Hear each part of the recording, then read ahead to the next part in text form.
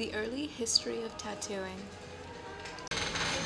Polynesians are credited with the most skilled full-body tattoos. Before the arrival of the Europeans in the South Pacific, Polynesia was geographically isolated and protected from natural enemies, predators, and disease. The land was fertile, the fish were plenty.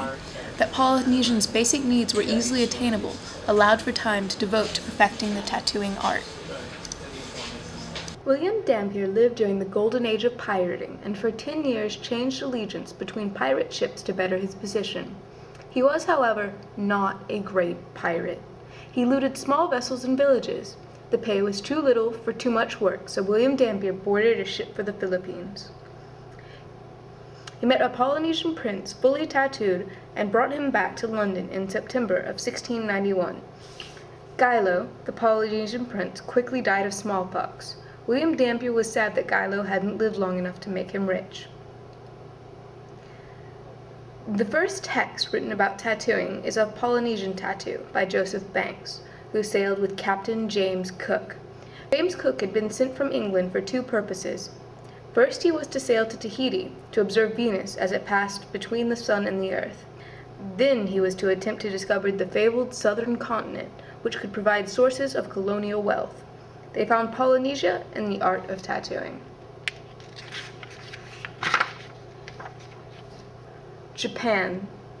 The oldest record of Japanese tattooing, known as Irezumi, is a collection of figurines with their faces painted and engraved to represent tattoo marks. The oldest of these figurines is dated to 5000 BCE. 720 AD is the date of the first recorded tattooing as punishment. Since then, tattooing in Japan has been generally associated with criminals. Europe. For most of Europe, tattooing was only popular among the lower classes, criminals, and sailors. The general European distaste for tattoo had much to do with Pope Constantine's outlawing of facial tattoos and Pope Hadrian I's outlawing of tattooing on any part of the body. Tattooing was considered a blemish on God's creation and an obvious mark of paganism. Furthermore, unsanitary conditions in which lower-class tattoos were given caused even more reasons for the upper class to look down upon those with tattoos. 1837 was the first recorded death in Europe due to tattooing. The girl, a prostitute, died of infection. In 1856 was the first transmission of syphilis due to tattooing. The soldier, a virgin, was tattooed by a Chinese man suffering from syphilis. The Chinese man used saliva to dilute the inks and spit on needles to moisten them. In this way, the soldier acquired syphilis and nearly had his arm amputated to remove the infection. Though most of Europe had a general dislike towards tattooing, England was the exact opposite. From the time of James Cook, tattooing became a custom of Navymen. By the mid-18th century, most British ports had at least one tattoo artist in residency.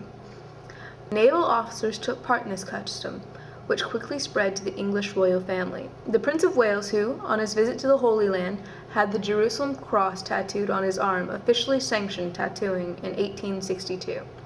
Later in his life, he sent his sons to have dragons tattooed on their arms by a Japanese master.